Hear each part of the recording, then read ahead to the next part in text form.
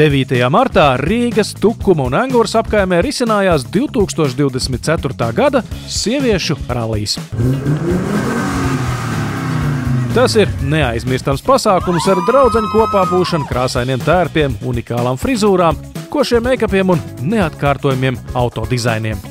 Šogad krāšņās autoorientēšanās sacensības notika sadarbībā ar autoservisu pakalpojumu meklēšanas un rezervēšanas platformu Motointegrātor. Tas bija sieviešu rallija ģenerālsponsors.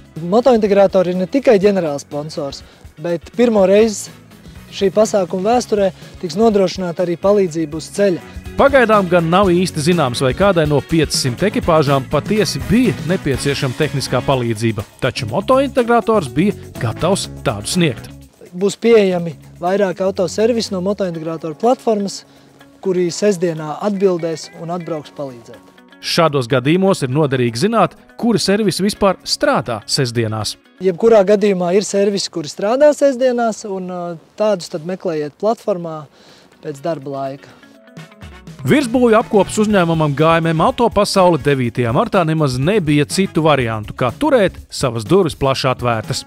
Tieši šeit dāmu rallija dalībniecēm bija jātiek galā ar nemaz netik sievišķīgu uzdevumu. Pareizā secībā sarindot darbus bamperu krāsošanai.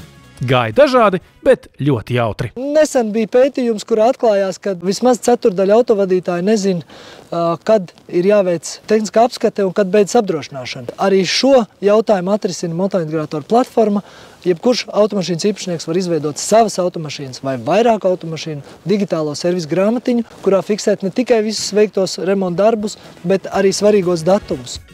Turklāt tas attiecas ne tikai uz vieglo, bet arī kravas autotransportu.